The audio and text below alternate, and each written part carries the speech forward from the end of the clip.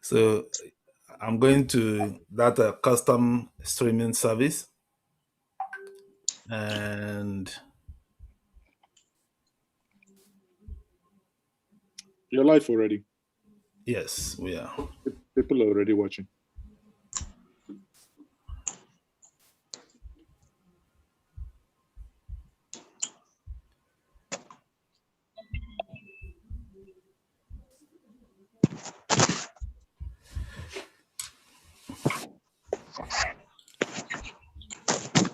Good evening, ladies and gentlemen, viewers all over the world.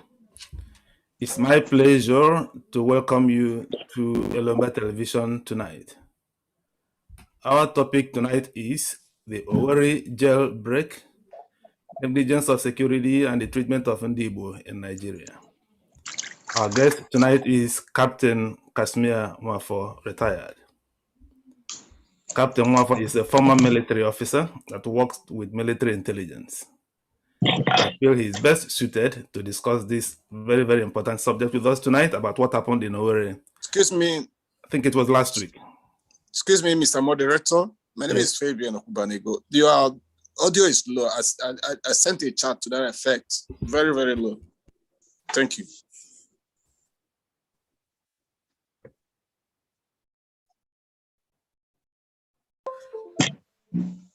Okay, is my audio better now?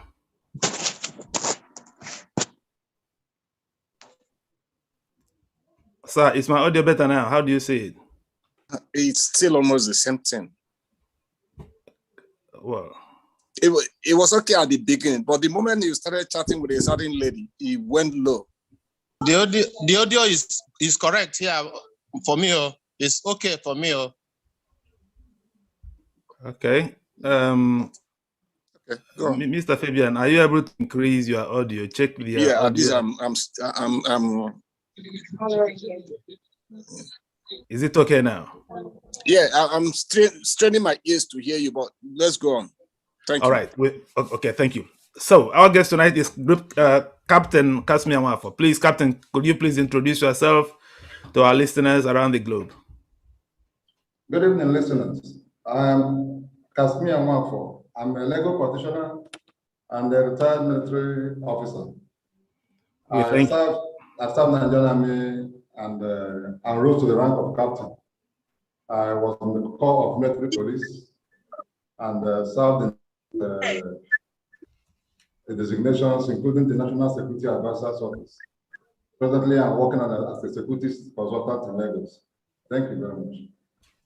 We thank you for this brief introduction. Please, we want to inform our listeners that even though Captain Mwafo is our guest tonight, we allow him to speak, answer our question for the next 30 minutes, and then we will be happy to invite anyone who has something to contribute on the subject to please feel free to indicate by raising your hand on your device, and then we will call you to ask your question or make a contribution. Captain, can you please briefly tell us what happened at Owerri? I think, sorry, I've been trying to remember the date, but if you will remind us the date, and then actually what happened, if you could remember the actual date. Today is Friday. It happened this week. It was this week. I can't remember the actual date. I know it was this week, and I wasn't there. But our IG of police, or the SAC IG of police, spoke as somebody who was there, and to tell us that it was IPOP. That first of all, I want to condemn in entirety what happened at federal prison in Owerri. When we talk about the jailbreak, we talk about so many things. People talk about who caused the jailbreak. We forgot to say something about the capacity of that prison, which I will touch first. The maximum prison in Ikeja is built to contain about 1,600 something prisoners. And I saw 1,050 prisoners.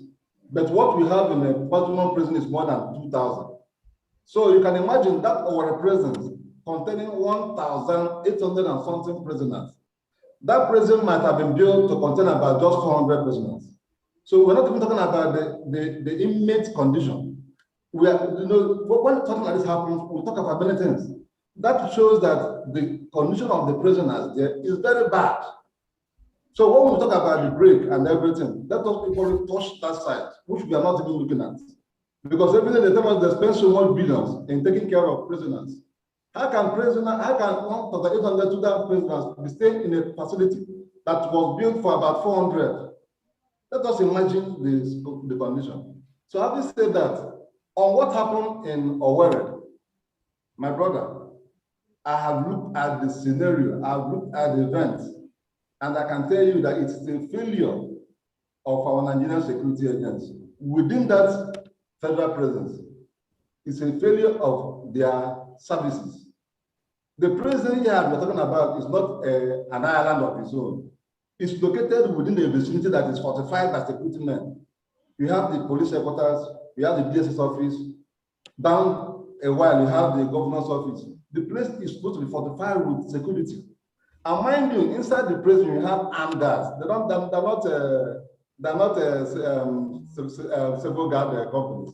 They have fortified armed guards, AK-47. And you can even see some support machinery of arms there. So what happened what happened that there was no person shot or nobody was killed? What happened that there was no arrest? They showed us a video where people were chanting. So they were chanting, making noise in the dead of the night, and nobody woke up.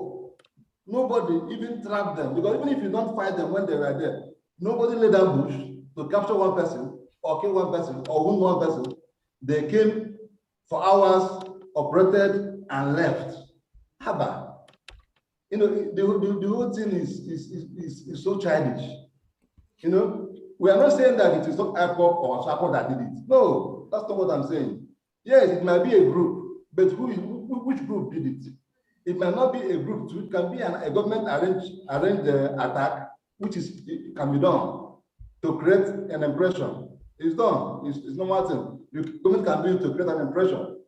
So it is a very, very bad activity that really happened in Owerri, in our prison. You can't tell me that that kind of prison can contain 1,844 inmates.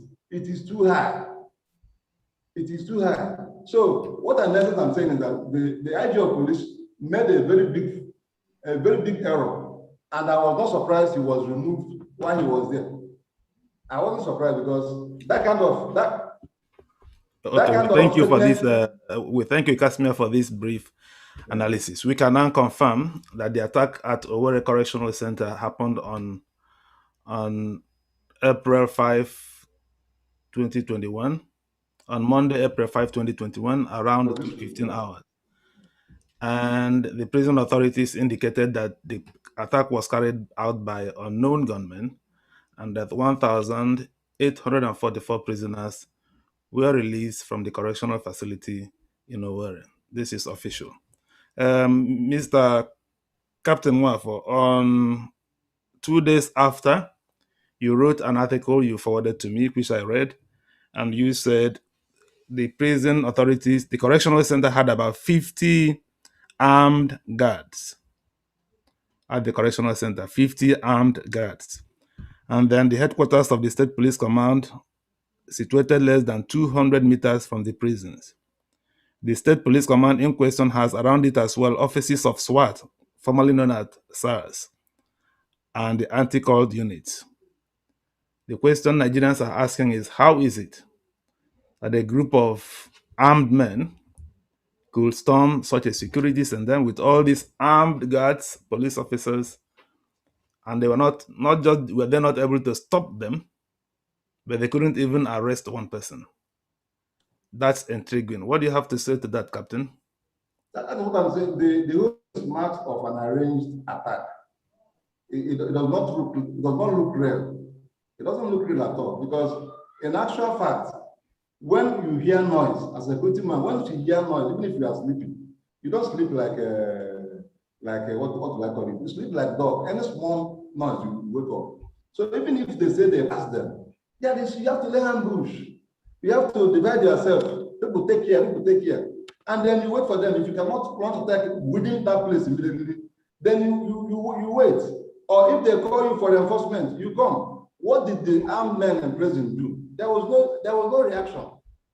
It's just like what they tell us, people just go and invade a police place, a police station, carry arms, release people. There will be no wound. You will not kill policemen. You will not kill the invaders. Nobody is dead. People are released. It is so funny. I think, you know, this thing is just a mark of lack of command responsibilities. It's lacking in our security agencies. When I was in Army, that's what we call command responsibility. If something happens within your area of responsibility, somebody must pay for it. The last time I came here, I said something about it. This is what happened in Northeast that made Northeast to degenerate to the level it is now. Because the command responsibility has degenerated. Nobody is asking you any question again. Something will happen, nobody go, no head rolls. You continue. Something will happen, nothing will happen, you continue. So I don't understand how those security men will be there and not even a fly was hot in that on that night. Not even a fly was hot on that night. All right. Another question Nigerians are asking is, I think immediately, not less than an hour that the news broke, the previous Inspector General of Police announced to the whole world that the attack was carried out by men of the IPOB. I don't know, do you know whether the police are still maintaining that initial assessment, even though they also said immediately they are still investigating the situation? My brother, I told you that incident might have led to the sack of the IG. The IG was supposed to stay 3 months. You understand? Extra 3 months. He made a mess of the situation. Sometimes I even look at him as a suspect. Is it that he knew what happened and did not act very well? Maybe is it that he knew what happened and did not act very well? This is just an assumption, because how can your men be very close to the presence? None of them reacted, and then you came and telling us that it was IPOB, no investigation. IPOB has come out to deny that incident, that they did not go to our presence, and we are saying they did. The last time Boko Haram shot down and Air Force helicopter, fighter jet, they said they did. They said they did not do. Why are you selecting who did and who did not do? It shouldn't be selected. Is it because it is happening in the Southeast? Are you trying to profile the Igbos as violent or what? Why would you say that it was in the East now? You say it was IPOB in Igbo land, but in the North, it is not Boko Haram. You're not to tell the world that we are now violent. IPOB have said that they have remained non-violent. They have not come to own responsibility. They came to deny. They denied the responsibility of that action. Okay. So I don't see what that. Even Imo State Governor has come out to say no. I think we'll come to Captain. We'll come to Imo State Governor in a minute. Let's play the video containing the statement by the Governor of Imo State, and we will come to analyze that statement that he made. If you'll give me 1 minute, please.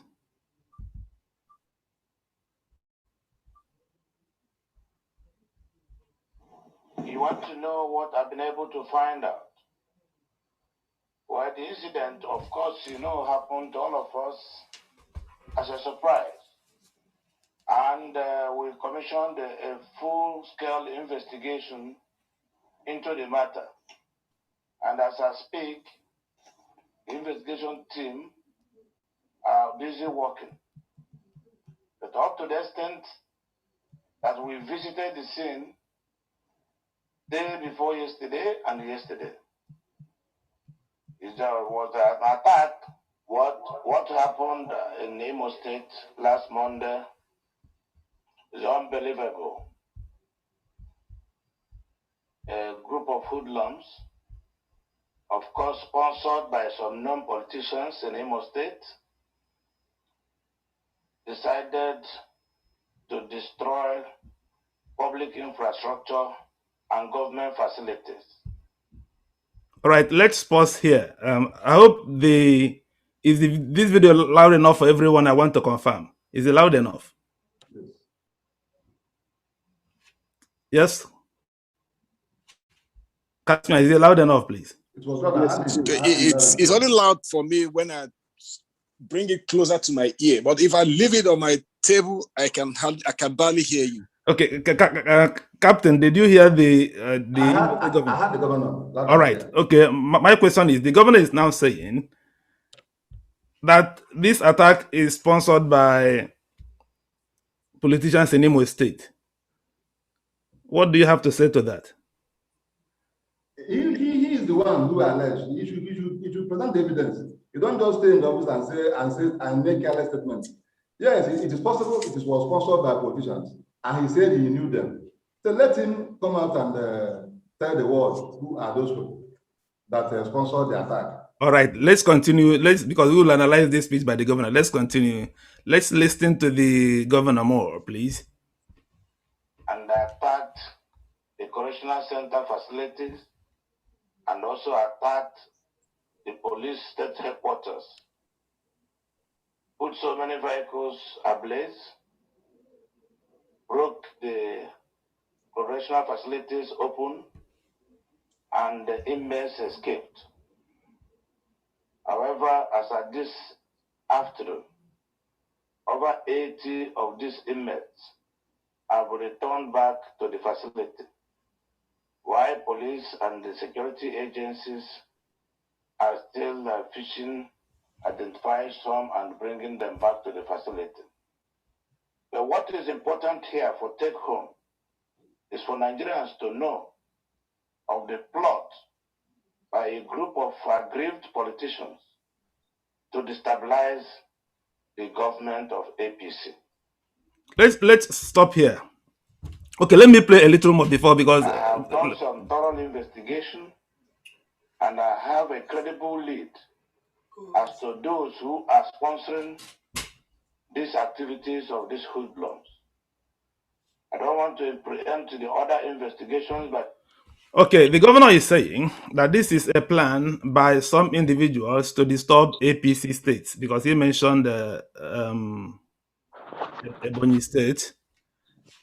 How would we relate this to the reports we are having that the DSS informed Governor Zodema of an impending attack 3 days before this attack took place? Did you get the information as well? 4 years later, forensic evidence came to light that raised new questions about what really happened. Hello? The winger's home. Sorry, are you here? Are you still hearing me? Yeah, I'm hearing you. Donna Winger's family established. I'm not the one playing. Who is something is playing in the background? Let me see.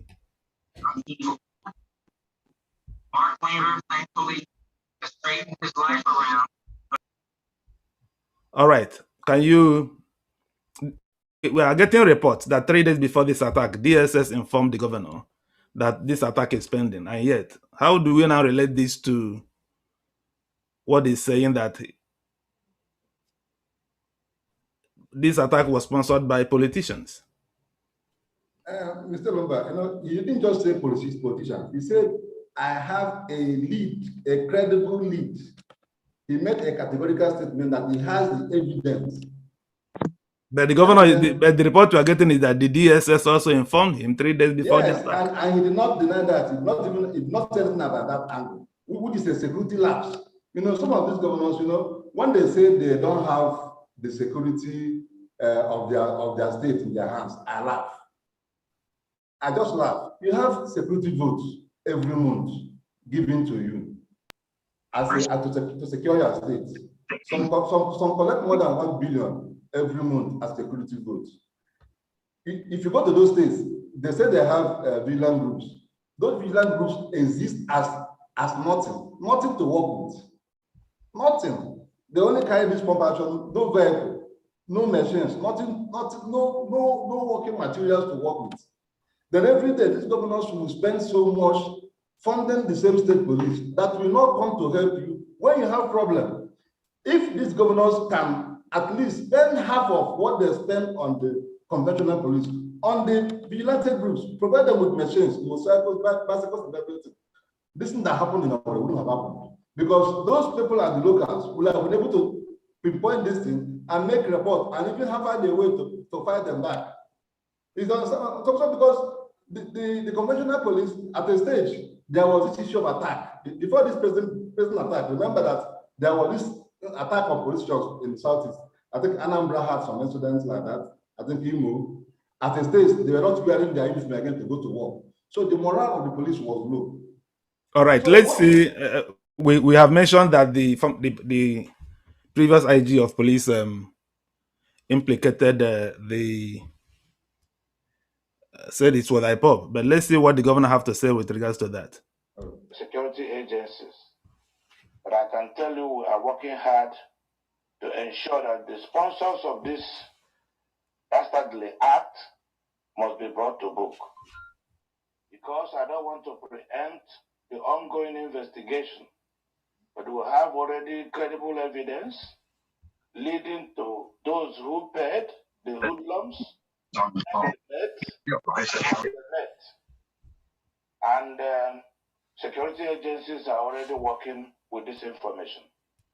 It is not only on my government, it is both on my government and federal government. Shehu, let me tell you the situation in the country currently.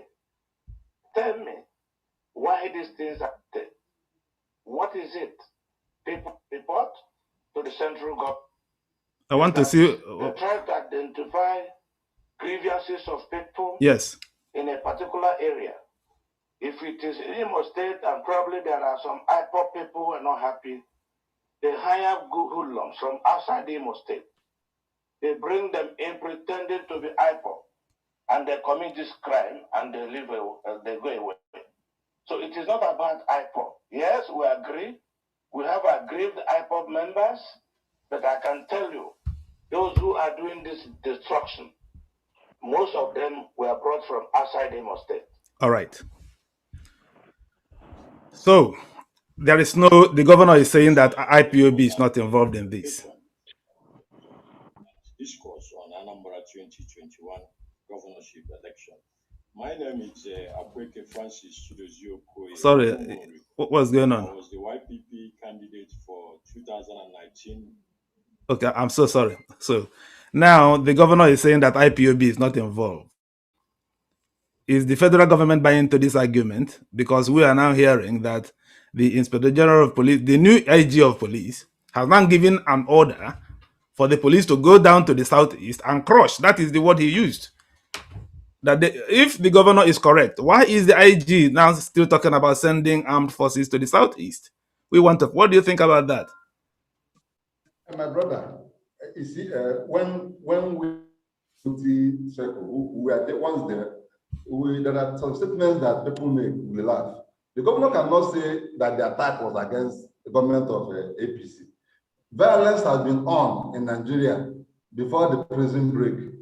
From Bono, it spread to Zafara, Kaduna. There have been killings in Enugu State of killer herdsmen. It's not just in Enugu.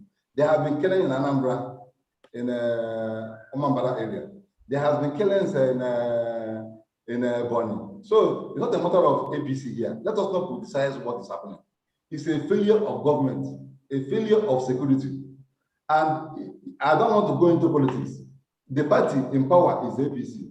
The president is Buhari. So everything falls down to him. That they're not doing the best they should for the country. It's not a matter of APC, a matter of PDP. It's a matter of government failure. It's a matter of security failure. And all of us are there. Whether you are APC or PDP, you can fall victim. The people that were released from prison, they will attack APC and PDP and everybody. So it's not a matter of party thing. These people, I don't know, everything they will decide it. It's a failure at different levels of governance, both from the government, those in the executive, and those in the field, in the security. This is a big shame to our security that this kind of thing will happen. And not even a rat was arrested. It's a big shame to Nigerian security. All right, at this point, we'll be happy to, first of all, let me apologize. I have just gotten the information that I was sharing the wrong screen when I was broadcasting the governor's on the mass broadcast. Be that as something, please, Mr. Lumba. Sorry? Let me say, well, just one something before you go ahead. This issue of this assessment, there has been a report that these people are moving down south. If you watch about the last few months ago or a few weeks ago, even US, said that people are moving down south from ISIS, from ISWAP, from... So when you hear such things, what did the government do? What did they do to prepare the south against such attack? Can it be now that those men that are moving south have started to operate? It's possible because nothing was done. We didn't hear about movement to curtail them. There was no troops sent down to east, south, and west that time. The southwest came up with something, Ndiigbo and their group, to protect the people. They became rascals. They became rebels. Now, government kept quiet, and these people now came down and started attacking. Now, you are not saying that this thing is done by IPOB or Boko Haram. So it is a governmental failure, my people, because they failed to check the influx of these people who were told are coming, that they were coming, and nobody did anything. Now, it's possible that those people that the US have said that are coming south have taken root and are now operating. That is danger. Okay, I think your last statement takes up to the next issue I wanted to introduce. If the IGP is wrong that the attack was carried out by IPOB members, IPOB themselves have denied that no, it is not them. And then also the governor is now saying no, it's not IPOB. Who then carried out the attack? Is any effort being made to find out? You have now pointed to the information that from the United States agency that some Al-Qaeda and IPSA, whatever they call themselves, are now moving down to the south. Is there a possibility that the authorities have failed to pinpoint where these attacks are coming from? All these attacks happening in the southeast? Because we are now going into the next arm of this interview, insecurity in the southeast. You have already mentioned, do we now know what is now going on in the southeast? Is our guy still here? I think he fell out.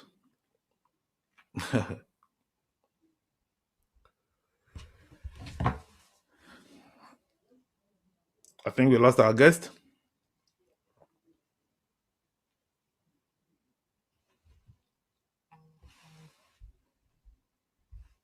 Okay, we will be happy to welcome any comment from our attendees. If you have anything to say on what we have discussed so far, we are now moving on to the next stage, the insecurity in the southeast and the treatment of the Igbo nation in Nigeria, because we want to situate that within the context of what is happening. Yes? Sorry, excuse me. Yes, go ahead, sir.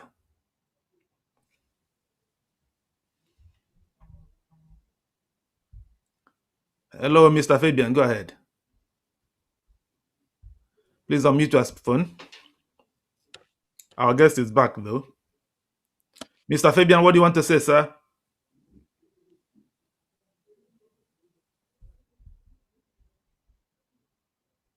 All right, Kashmir is back. Captain, we are now moving to the next stage of this interview, the general insecurity in the Southeast. You have already mentioned the report from the United States of America. What exactly do we now know what is happening in the Southeast generally? Because this is not just in Owerri, in Anambra State, Ebonyi State, Abia State, people are being killed, and we don't know who.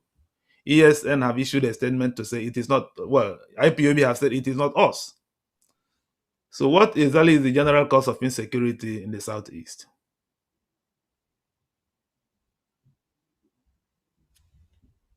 Yes, Captain Wafo, are you there? I'm there. Yes, go ahead. The general cause of insecurity in the Southeast can be alluded to the presence of some foreign elements in the Southeast that have come here to cause havoc in our land. And unfortunately, our governors, maybe, I wouldn't say they intentionally did that, but unfortunately, they did not provide any security outfit on the ground. You know, every state, like Anambra, have what we call Anambra Vigilante Service. Fine, well and good.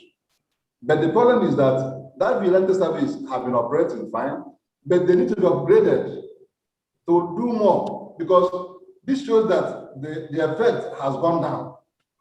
During the first term of the governor, they were very good. there was that effect. But maybe at the stage, we felt we are comfortable, no problem, I will relax, and boom, that after coming up. In Enugu, it's like nothing exists in Enugu. In Imo, nothing. Maybe in Abia, the same thing. The last time the government of Enugu went and created the forest guard, there's nothing on the ground there, just name. So I think the governors have not done much to prepare security for the zone, unlike what we are seeing in Benue, we are seeing in the Southwest. We have gone to the State House of Assembly in Anambra. Please, gentlemen, let us have this anti-grazing bill, anti-open grazing bill. It helps. It limits these conflicts. When I studied my PhD in security management, there is a problem, fundamental problem between the average Fulani man and you. They believe that land comes from Allah, that it is the land. Nobody owns the land, the field, and the green vegetations. So their belief is fundamental. Why you believe you own the land? So there's a fundamental problem. Their belief is different from what you believe. They believe that they have free license to enter any land and do what they want to do about it. And that is what their leaders equally believe. And that is why they are backed by the leaders. Because for me, the government is heavily backing this violence. Are you trying to link the general insecurity in the southeast to the activity of these herdsmen? Definitely, it's part of it. If you see what happened in Ebonyi State, the governor said that some people pulled out, that this normal herdsmen will know. They pulled out before the attack. Gentlemen, they are no more kids now. They knew this thing was going to happen, and they pulled out, they left, which means they are working in pari passu with what is happening. These guys know the game, they know what they are playing. And we are like, we don't know, we don't have anything to counter. We are just here, you know. If somebody will have to say they will try, they will say they will give money, and they will come back, which means these guys are coordinated. They know what is going on. I've told you the other time, there was a time we arrested people in Benin. Herdsmen that went and raided the school, took over the school, and killed somebody. We arrested them. The next time we come, they have already released them. Why are they being released? There is nothing shown by the government to show seriousness that they are against this banditry, this violence. The governor rushed to Imo State, rushed to Imo State, the IG of police. He has not gone to Ebonyi, where more than 30 people or were killed. He's going to IGP Ebonyi, Imo, where nobody was killed. Just because, how can you compare human life to burning down of a prison and police headquarters? For goodness sake. He has not gone to Ebonyi to see what the carnage that was caused there. To make it to them, our life does not matter. Our lives don't matter now. It's only buildings that matter. Where we can all go to hell. Okay, let's take a question from KC, please, or comment. He's been raising up his hand. Can you please unmute yourself, sir? Okay. Thank you, the moderator. Good evening, everyone taking part in this Zoom meeting. My name is Casey. I'm from Imo State, Owerri to be precise. Casey, your video is not showing your face anymore. I think it's showing it. Right. Okay. Is it showing me now? Yes. Oh, okay, yeah. So what I'm trying to say is some people may not like it, but that is the truth. I saw the police hierarchy in Imo State, yeah, from the Commissioner of Police to the AC, Assistant Commissioner of Police. No one is an Igbo man. No one from even our brothers from Calabar or those kind of areas. They're all Fulani people. I don't know about other states. It could be the same thing. So when you are talking about security, securing us, our people are not there. How do you think it's going to be effective? The people who are going to secure you are going to secure you against their own people. How do you expect them to work? You see, we keep blind eyes on things happening. We politicize this sometimes. Our governors are here. They're not after the people, security and well-being. It's only Abuja. They go there to, bow and go. Our people are suffering. Let them continue. I'm happy with this thing happening. How I wish it can continue the whole 5, states of the East. then Buhari then will now come and declare state of emergency and kick all of them out. Then that time they will begin now to open their eyes. They don't want to talk. Can't they even, as in your heads, we are 5 only, can't they have meetings, look into all these things and question Buhari or even I just say, look, fine, we are not trying to be tribalistic, but we find it funny that out of the 5, states of the Igbos, no single police commissioner is in charge of one of the states. You go to deputies, the same thing. You go to assistant commissioner. So what is going on? We are conquered people. People continue to keep quiet. The government continue to keep quiet. That is why things are happening the way it's happening in the southeast. That is why police can stay on the road, just collecting money from motorists, putting it inside their pocket. Nothing happens. Broad daylight because they think nobody's gonna talk. If you go to the north, it's different. So why are we continuing to live like this? Now you can never now enjoy a good car in the southeast because you are tagged. You see, it's not going to affect everyone now. It's no longer the boys, blah blah blah. It's now going to affect everybody. So where do we go from here? Our place is now like Sambisa. It's because our governors don't want to do anything about it. They don't want to pass open grazing bills because they think Buhari might give the presidency. They're not going to give it to us. They will not give it to us. I'm telling you. You will see at the end of the election in 2023. You will see them. They'll be disappointed. All right. So let our governors please sit up, please. Thank you. That's a very fair observation, Captain. Why? I don't know the percentage of Igbo police officers in the upper hierarchy, commissioners. Why is there no commissioner of police who is Igbo in any of the southeast states? The AIG Omaha and the one in Anambra. Do we have any AIG in any of the zones? My brother, we don't Who have. is Igbo? We are talking about police. It's everywhere, even in judiciary.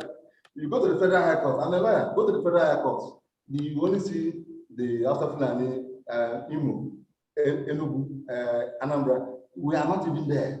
So they have blocked you in the judiciary. If you go there, they will not catch your case. They have blocked you in the appointments. If you go there, they will mess up your case. They are blocking you again, even in infrastructure. They will do train, they will not put in your area. They will borrow money, they will not put you in the list. You are not there. They are telling you don't belong. And then the governors who should assist, the people in the National Assembly who should assist to call people together, mobilize their people. They are not mobilizing their people. They are busy taking out 2003. People are running for election. Nobody is thinking about the president, whether they will even live to see tomorrow. So it's a problem. It's not only, we don't have AIG, which AIG, how many people? We don't want them 3 as AIG in the whole Nigeria. I don't even think we have DIG, who's an Igbo man. I think yesterday or 2 days ago, they brought out a new appointment. I think today or yesterday, we are not there. So today, yes. The appointment I was in today, I was in one of the places on the WhatsApp. We are not even there. So it is something that our people should be very, very sorry about. And we have men in the National Assembly who should be talking, who should be speaking, who can pull a walkout from there and let's press conference. Walk out from the proceedings, from plenary. Let the world know you are annoyed. Walk out. Southeast senators, House of Reps. Pull out from there and address the first conference. It will change the country. They're not doing anything. They are comfortable, so comfortable, which is very, very, very, very bad. As last speaker said, it's good, it's happening, because they start attacking members of the National Assembly in 1 or 2 functions, or attacking governors in 1 or 2 functions. The other governor went and declared curfew before even it came to Abia. He cannot escape it by curfew. If it happens, if it will happen in Abia, if you like declare curfew, go of other states, they will get you. So let us not deceive ourselves by trying to create a useless barrier to protect ourselves. Let them sit up and do the right thing they should do. What exactly is it? Can we just get it clear? The governors, even though they answer the chief security officer of the state in name only, do they really have control over any of the security agencies? My brother, we are talking about the security agency. What is security? Security is not the policeman holding rifle. In Lagos State, when Tinubu was in office, they tried to read Tinubu several times. They couldn't because he has his people on the ground. They tried it in Rivers. They couldn't because Wike was there. What are you talking to me about security being in Abuja? If I handle a state, who born you to come there and say you are calling my state? Who are you? The governor they have security votes. They have security votes of more than 1 billion every month. I'm not going to investigate. What are you doing with the money? You have violent groups in every community. Fortify this man. Fortify this man. If they are very strong, nobody, even Buhari, cannot come to your state and try anything because we are men with rights. If you are doing well as a governor, providing the right things for your people, and you have the violent group very fortified, nobody will try any shit in your state. So the governor should understand that it is a matter of governance. If you are good in governance, you have already secured 50%. If you are a good governor, you have already secured your state 50%. The remaining ones is just a matter of providing the tools for the violent groups to work. Then they have all this walkie-talkie, all this working machinery. They have all this, what do you call it, cameras planted everywhere. You're able to see movements now. Security is not that, it's not in the heaven. It's there on the ground. We should know what to do. There are experts, they should call them. It's not what we discuss on TV. There are things they should do. There are things you should mount and know what's coming to your state and who is going out and where they are planted and where they are camped. You get all this information and you strike. And they have the money to do these things. They have the money. So they know what they should do. They know what they should do. And then the senators too, and House of Reps members, the violence is in your state. What are you doing in the plenary? What are you doing? They are collecting money for the country, borrowing money. You are going to pay that money. They are going to pay that money. And Anambra will pay, Imo will pay, everybody will pay. What are they doing with that money in your respective states? You keep quiet because you don't want them to say now you the talk. You want to be in the good committee, the juicy committee, where you'll be collecting money. You don't want to talk. My brother, we are just deceiving ourselves. All right. What will happen very soon is that people of the Southeast, this state, may rise one day against these governors. They should not write it off. They should not write it off. It's coming.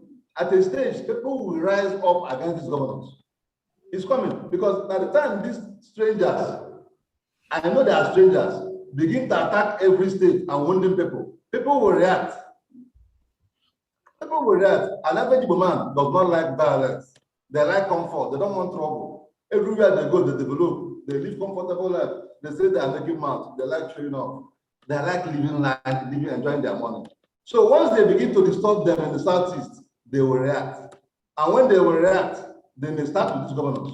So that is nothing that declaring curfew will save them. No, what will save them is to do the right thing.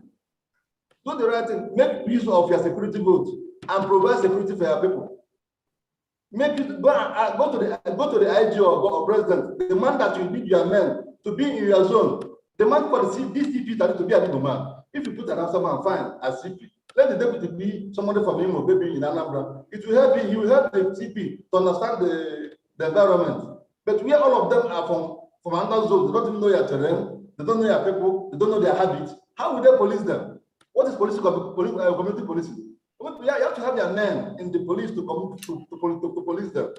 Overseas, like before you get as a police man, the people where you are living around, the community, the county, you will get some kind of questionnaire from them, how you are behaving. All right, thank you. All right, I think, Casey, did you raise your hand again, or any other person who wants to make a comment before we come to an end, or any question, please indicate now, so that we'll give you a chance to make a comment or ask your question. Yes, Mr. Michael Okoli, please. Nice to see you. Will you please unmute yourself? Right. Good evening, guys. I've been watching what you guys are saying, and it's very, very interesting. I've listened to Kashmir and all he said. I quite agree with him. And I want to say that I just want to add that if you look at what is happening in the eastern Nigeria or eastern states, I want to ask one question: which among our 5 governors was elected by the people? So they were all selected from Abuja. and they're all doing their master's bidding. And that is the problem we are having. We haven't got a governor in the Southeast. So the problem we have is, as a people, is that we are being controlled from Abuja. So all that is happening, and I want to say that it's gonna get worse, is that the Fulani oligarchy want to impose themselves. They must dip their Quran in the Southern Ocean, and that is what is going to happen. When I listened to Nnamdi Kanu, where he was always make his broadcast, all he said are coming to happen, coming to factualize, and that is the situation. When he said all this, people do not believe him. I'm not his. I do listen to him, but I'm not his support about that. All he said about the Fulani oligarchy and the jihadist tendency are happening now. So the Southeast are now being occupied by the Boko Haram. So the federal government of Nigeria have pushed the Boko Haram down Southeast. And I can tell you one thing. The information we've gathered is that it won't be long when the Southeast will be taken completely. So the governor we have are not for you. They're not there for you. So that is the truth. If you look at what happened in the Imo State on the Monday 5th, you must understand that security breaches. I don't know a governor with security votes, which has all the information that people are going to hit. And after that particular hit, nobody was arrested. Nobody, nothing. So that tells you he knows about it. He knows the people that was going to. He knows that people that whom he now supports are coming to hit, and that's why he made the way. He gave them a way to do what they wanted to do and get away. When he said they're not IPOB, he knows that IPOB or ECN has not had the hit. Is the federal government of Nigeria with the Boko Haram are trying to take over the Southeast. They want to somehow destabilize the Southeast to make it look like it's the IPOB that are causing problem. With that, they will now come and impose the domain and then take over Southeast. So, guys, we are in trouble. That is the truth. We're in trouble in southern Nigeria. I mean, in Southeast Nigeria, we're in trouble. So what we are talking about is not a child's play. I actually completely agree with what Kasmir has said, and we're in trouble. And that's all I want to say. Okay, we thank you very much. Nice to see you around, Mike. Okay, Casey, what do you want to say? Can you please unmute yourself?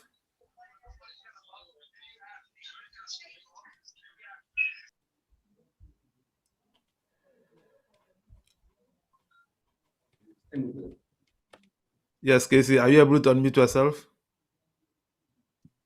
Yes. Can you hear me now? Yes, go ahead. Yes, so I was watching on Channels Television yesterday. So a former deputy DSS director was saying that the commissioner of police in Imo State was duly informed enough about these attacks. Nothing was done. So what does that tell you? What does that tell you? You see, that is when we talk about them sending us only people from Fulani, is on purpose. The man was duly informed. Then again, I was reading today again that the man was, that the man has been transferred to Abuja. Can you see? That means he has done the job he was sent there for. Otherwise, this kind of a thing, he's supposed to be dismissed or demoted. So they just simply transferred him to Abuja. So you can see where the problem is coming from. You see? The man was informed. He didn't do anything. That means it was on purpose. So our people, we are in trouble. The governors should sit up or we all perish. That is number one. Number two thing I want to say is there is high rate of unemployment in our place, especially among the youth. So this is going to cause a very serious problem because they cannot continue to stay there without food. That is the most important thing in life is food. So these boys are grown-ups. Yeah, they need a job. There are no jobs. So our governors should sit up, look inwards, how to create jobs. That's the only thing. I was in Nigeria, in Igbo land for 4 weeks, from December to January. I spent 4 weeks. Yeah, I saw things myself. The situation is not good. Please, something should be done. Something should be done, because you see them in armed robbery and cultism. Then who will pay the price is the Igbo nation. We have only Eline Abaribe speaking for us. Is it fair? How many senators do we have? Talk less of House of Assembly members. They're all there sitting there, keeping quiet. Well, our place is on fire. So what's really going on, my people? So if you people can reach them and the governors, I live here in London, so I'm looking for a forum where I can see even people who can read them. Just, I'll just make an input, make suggestions to them. Please, let's save Igbo land, please, because these things are planned on time. It's against 2023 elections. They want to render our place ungovernable, and to have a reason to say, oh, look at how the place is, this and that. All these things are planned, but our governors, unfortunately, are not seeing it. So let me just stop here for now. Thank you very much. Thank you. Well, my brother, thank you very much, because when you said that the DSS said that they informed the police, I was taken aback, because I thought they only said they informed the governor. But that is why I went back immediately to look up the report. And yes, you are right. The DSS said that they informed the governor and the police that there is an impending attack. I don't know. So, and still, despite there 3 times and nothing was done to preempt it, to stop it, or even to catch those who are coming, I think it raises a different ballgame to the whole question. Captain, what do you say? It is just what we are saying, that the IG, not even the IG, I'm telling you that the IG knows about this attack. I'm telling you that he knows about this attack. Because if the CP should know, the CP normally makes what they call delicate threat to the IG. He must have informed the IG of police that these people are coming or this is coming. But they know. And that is, why was this sacked? Why was this sacked? Because they modeled the thing, they did not plan it well. They did not execute it very well. There was no counter-attack, no death. Normally you have to shoot people now, but they don't have to shoot their own, because it's their own that did it. So let us be reasonable. It means that the police, the IG knows something about this attack. The CP knows about it. They refuse to shoot because those that are doing it are their own people, and they cannot shoot their own people. And there was no death, no injury, no arrest. They were the men.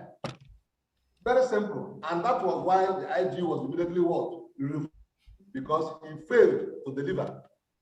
Let us be very, it is a very simple calculating something. We are all intelligent men. You can't tell me that something like that will happen. The CPU will be sent to Abuja and be given coffee and tea. Just to Abuja, not even Sambisa. It should have been sent to somewhere in Mumbunu to go and lead the attack with the police. But he sent to Abuja, which means that thanking him for a job well done, like Mr. Casey said. It's pathetic, my brother. It's pathetic. Okay, we are trying to thank you for sending these messages. Okay, the Nigerian police force hierarchy, contacts of senior police officers, the force management team. So let's see how many Igbos are there, because if we don't have people there, I don't know who will now protect the area. IGP. We have the IG Ebunike. I think so. Some of these people have even been retired recently. Some of them are retired. So let's see the zonal commands. AIG. We have Zone 1, Zone 2, Zone 4, Zone 6. I've not seen any Igbo. If you see, please tell me. Zone 14, Zone 15, Zone 16, Zone 17. We have no AIG in charge of any of the police zonal headquarters, gentlemen. Let us look at the commissioners of police. Abia, Adamawa. If you see any Igbo, tell me. Michael Okoli, you are there. We have Michael Okoli in our midst. We have Michael Okoli as in charge of Bayelsa. Okay, 1. Let's continue.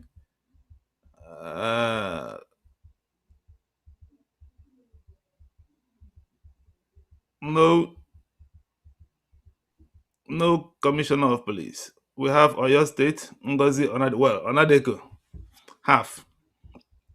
We are not even sure she's Igbo anyway, because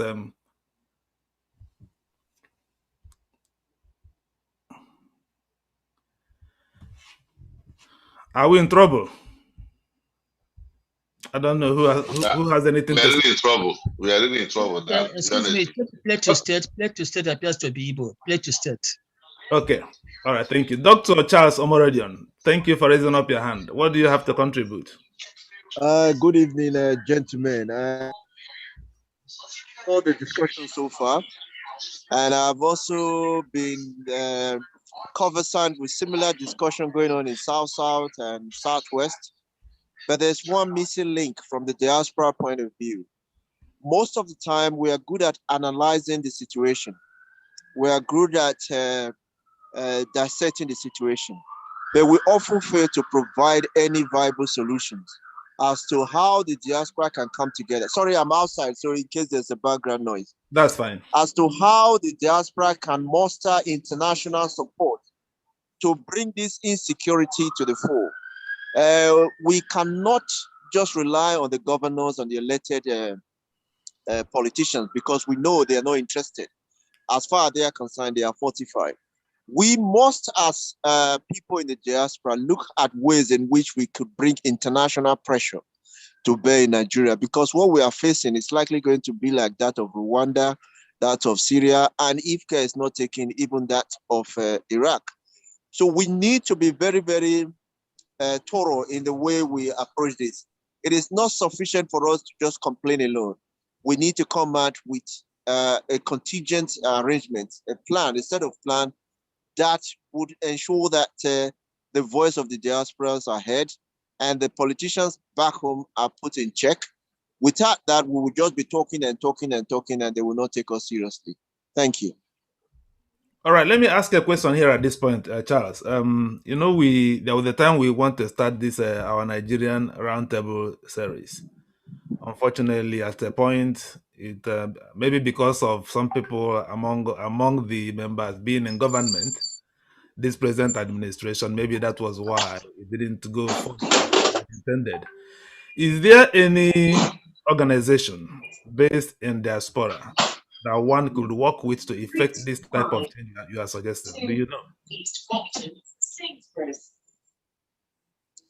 Sorry, I didn't quite catch that. Because yeah, you mentioned about how the diaspora can intervene. Is there an organization based in the diaspora that one can work with to effect this type of change you envisage? Well, there are different organizations. I don't have one particular one in mind. There are different organizations representing different states, different groups that can start with that to mobilize those organizations. The roundtable was a good idea. Like you said, maybe we need to kickstart that and broaden the membership of that roundtable such that we'll continue to look at things not just from regional point of view, but from the nation as a whole. Because what seems to be happening is snowballing across the whole country, and it's affecting every one of us. They are cherry picking us. Unless we come together as a group and start to articulate and advocate on behalf of our people, they're just going to tear us apart. We will continue to talk and talk and talk, and no action, and the people will continue to perpetuate the evil that they are known to be doing at the moment. We have the United Nations, we have EU, we have even the UK. None of us have raised this matter to the point that these people now start to say, hang on a second, once Nigeria implodes, it will affect them. The ramification will be quite great. So unless we start to do this, as far as I'm concerned, we're just talking, we're analyzing the situation, and nothing will happen. Yes, it was okay. Go ahead. Charles, may I respond to you? You know, it is always easy to say no action.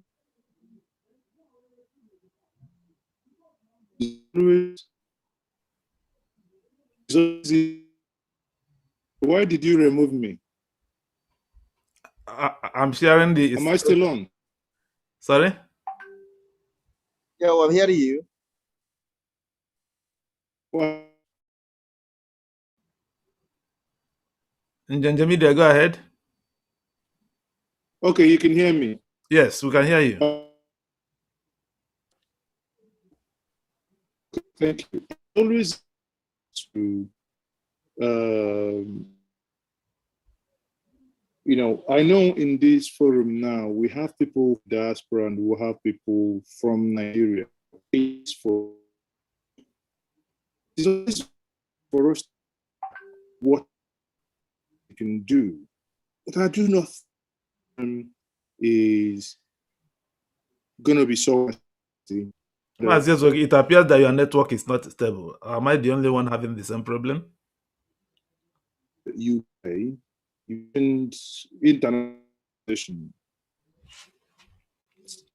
Njenje Media, it appears your network is not stable. We are not hearing you correctly. That's true.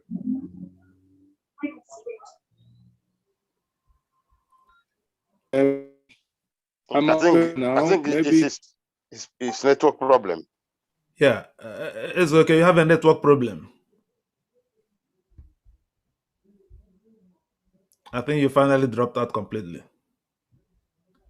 All right. Dr. Charles, your suggestion, because that was in line with what I wanted to. Sorry, can you hear me now? Okay, yes, you are back. Continue. Okay, sorry, maybe they don't want me to say the things I want to say. So they're trying to interfere with my internet. But my good brother, Charles, again, Omerodonna, it is good to see you once more. But what I want to say and what I was inferring before was, you know, we cannot outsource our problem.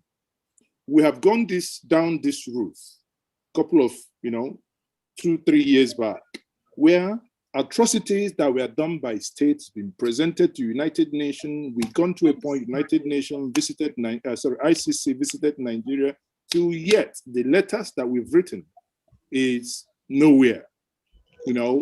After that, and so what? The only thing they said, the prosecutor is investigating 3 freaking years. I got to a point before Boris Johnson became, under then an MP, or my MP, where I was living in England that time, Alok Sharma, who now I think is the trade minister. I battled it out with him to the point the foreign minister got involved, and I still have the letter they wrote me saying, whoa, this is an internal issue in Nigeria. The United Kingdom cannot interfere. So, when I talk, I'm not talking about from abstractly, I'm talking about engagement personally that I have done with strength and vigor to get things worked out. And I can tell you, waiting for international communities to come and help you out, or maybe you interact with them, my dear, they all have interest in keeping Nigeria the status quo that it does not work. Therefore, the solution is in our own hands. Okay, the solution is in our own hands. Now, I think Kashmir made mention of how Anambra Vigilante worked a couple of years back. Now, there are some communities that you can see the IVM vehicle that they are using are sometimes a little bit rackety. They need replacing. The granites and the sticks, the walking sticks that they use in doing the jobs, sometimes you may understand what I mean by that. And in conclusion here, I will tell us this for free of charge. Sadly, it's not going to be in English because it is sort of a coded word, and I will say the following. Thank you very much. All right, we thank you. Please, Mr. Egona, I'll come to you in a moment.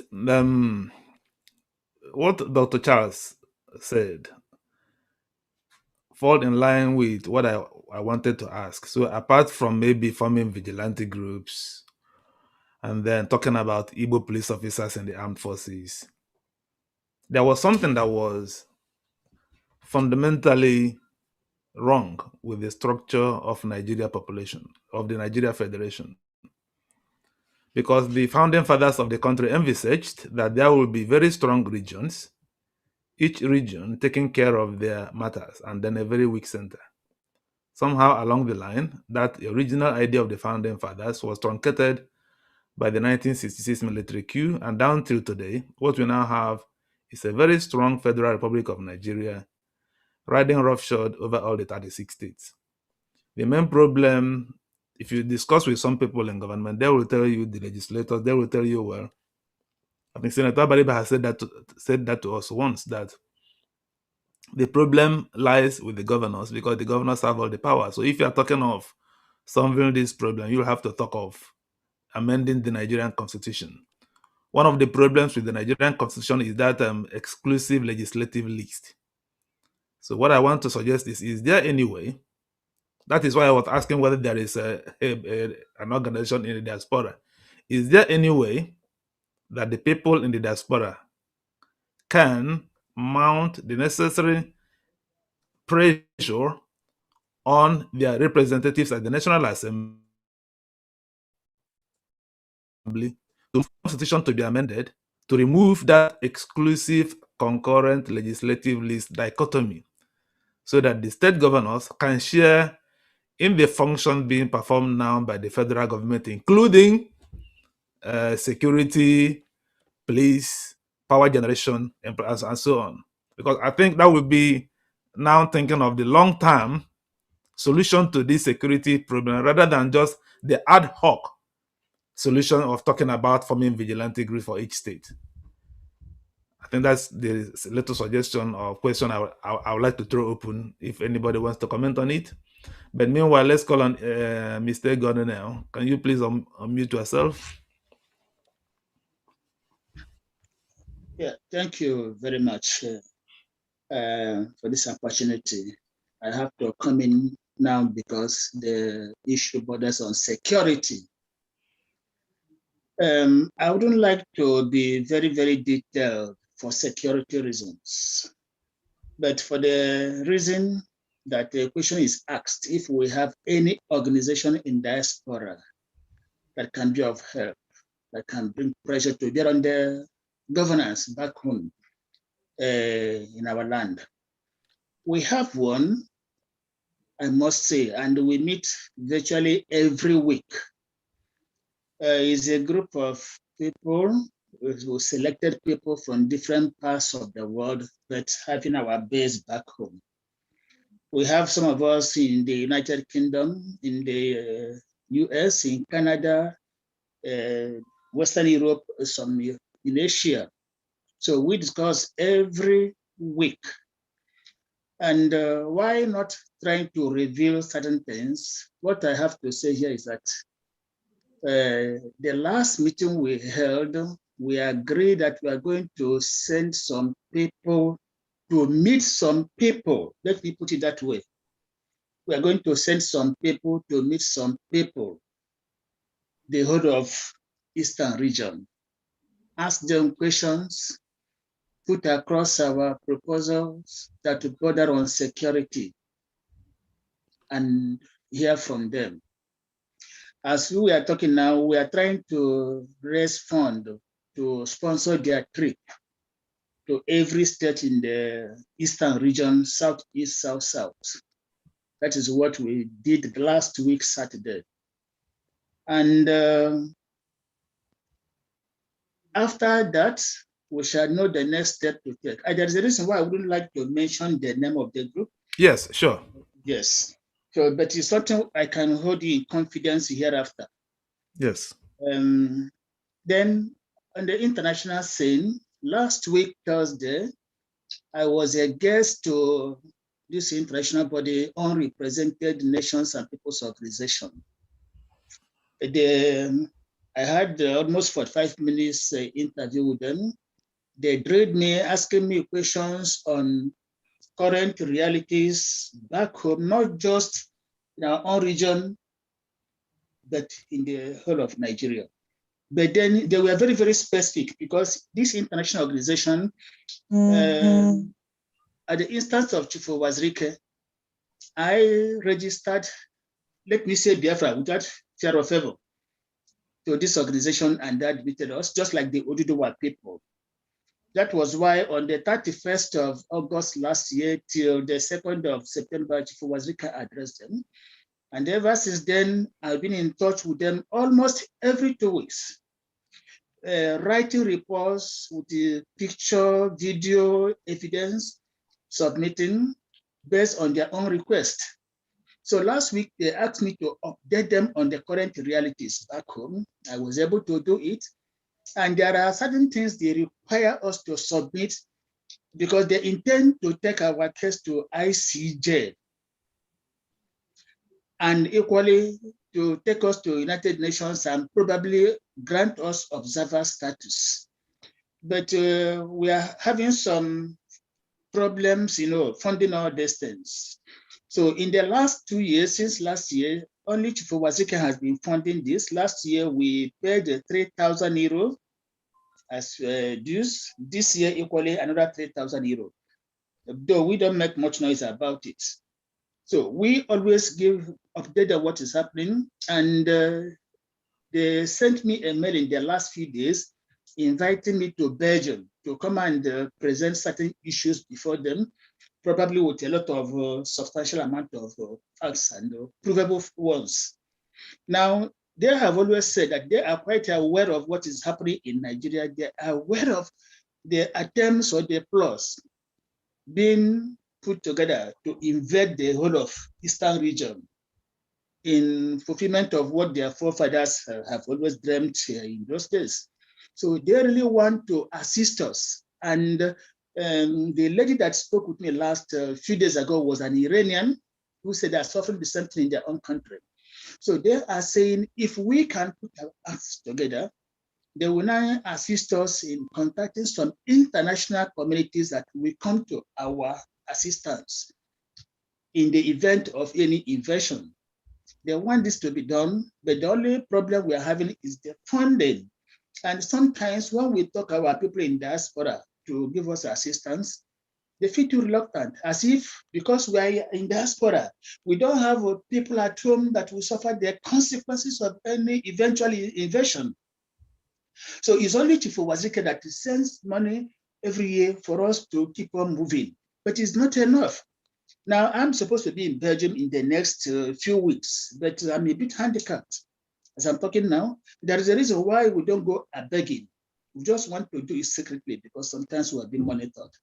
So this is at the international level. If we can still sustain that, then they are prepared. They have always said it again and again that Biafra has a case, that Biafra stands first amongst others, that if we can come together, agree to send them, they are prepared to work with us and for us.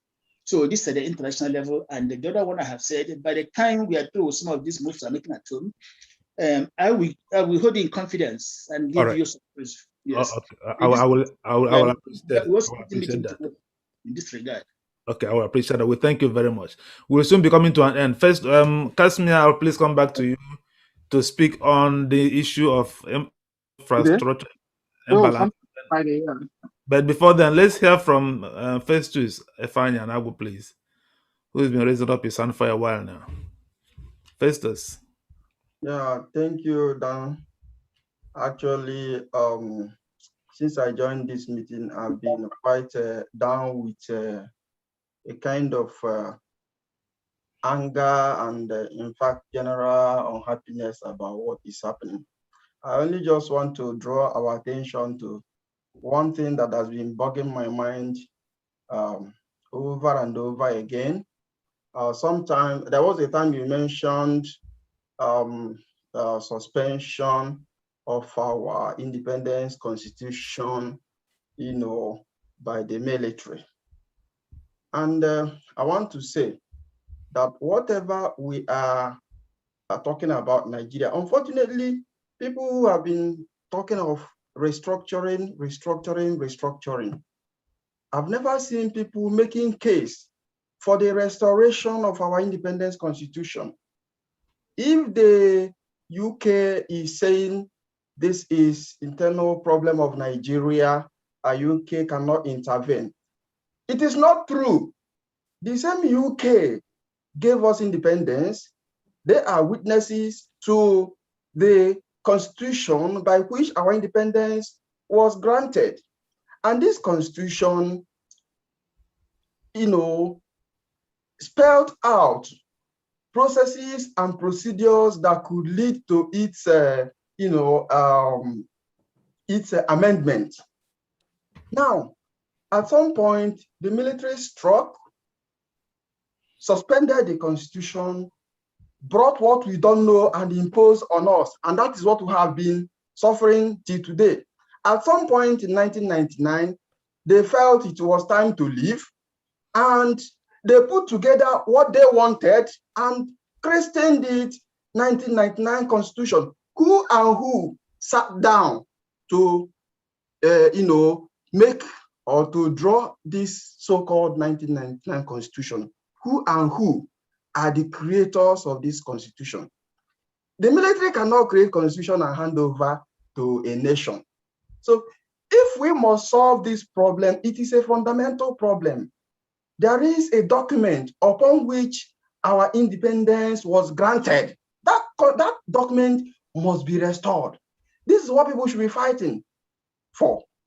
This is just what I want to draw our minds to. So we should be talking about restoration of our independence constitution. UK cannot run away from it because they created this problem. I'm in UK. I've been talking with some of my British friends. You guys created this problem. You cannot say that you are not part of it. It is internal problem of Nigeria. It is not true. It is not true. Okay. That's it. We thank you very much. Thank you very much for your brilliant contribution. Finally, we go to Captain Casimir to speak on the imbalance and restructuring, and then give us a concluding comment for us to round up this interview. Thank you again, Festus. Captain, is he still with us? Yes, thank you. I thank Mr. Festus very All much right. for what he said. We are talking about going back to 1963. Because when it's 1960, we may say we are a moving Midwest. The Nigerian as a nation was built on a foundation by our forefathers that there should be regional federation. Unfortunately, there was a military intervention. Now, our people, the constituents of this nation, you see the Middle Belt, they'll be talking, the Southwest will be talking, they want to return to that pre-independence arrangement. Now, Goodluck Jonathan, when he was president, mooted the idea with the National Confab. Unfortunately, he did not use the political power, let me use that word, to make it a law. Because when you don't need to wait for the National Assembly to go and restructure Nigeria. It's not possible. It's the executive that will send an executive bill from a kind of a conference and send to them to do it. So if we have this kind of arrangement of religions agreeing, it will be easy. So even from now to 2003, if our president is sincere, they can still restructure this country and give us what we want. In UK, they have the Scotland, the Ireland, the West, and the England. Why can't we have the Biafra, the Duduwa, the Arewa, still the same country? So it's not a magic something, and we must go there. That is the major demand. If these people, the Southwest, the Southeast, the Middle Belt, and the rest are talking about having a social and other things, and they have been saying it in their meetings. So if this government did not say it, the next government must undertake to do that. If you don't do that, we are wasting our time, because that means whoever is at the end of affairs will always lord it over you and scatter your area. But if we are able to have this issue of the imbalance being checkmated, then it's going to be solved. In the East, we have only 5 states. In that 2014 confab, there was a provision for the South to have additional states. What I wanted our National Assembly members to have done is to move on that state and not Southeast commission that they went and started talking about.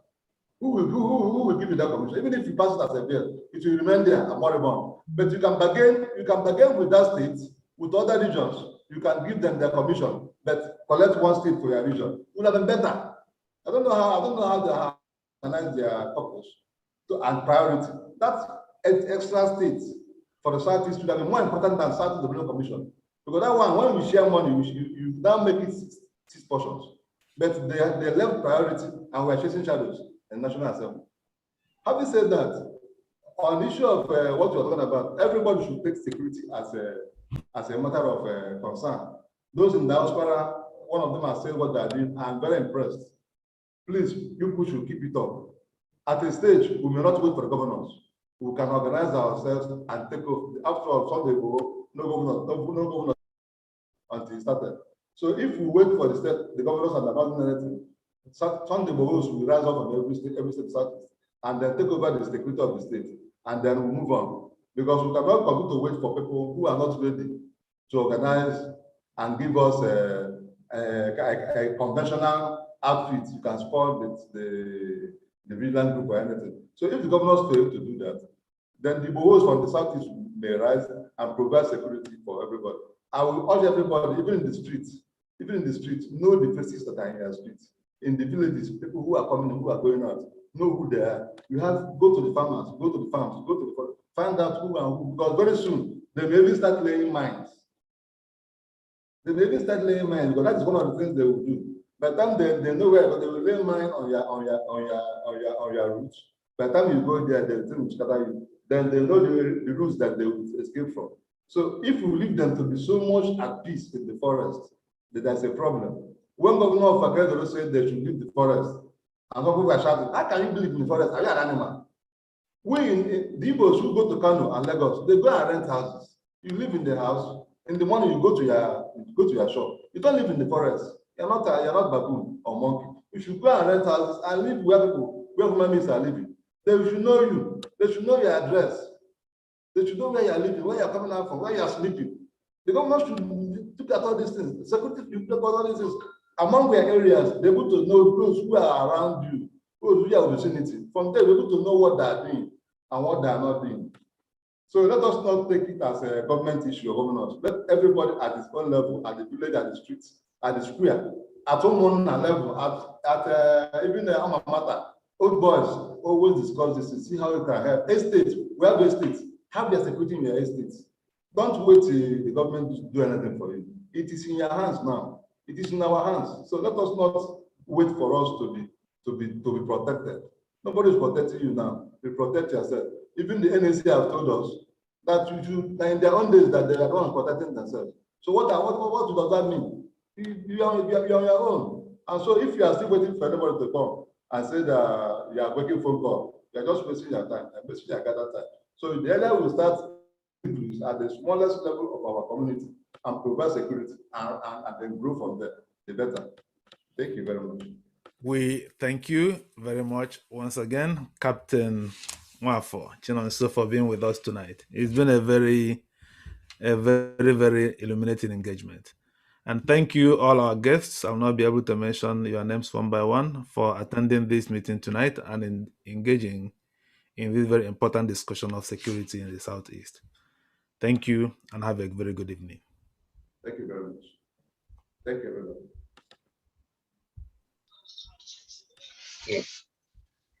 Thank you, everyone.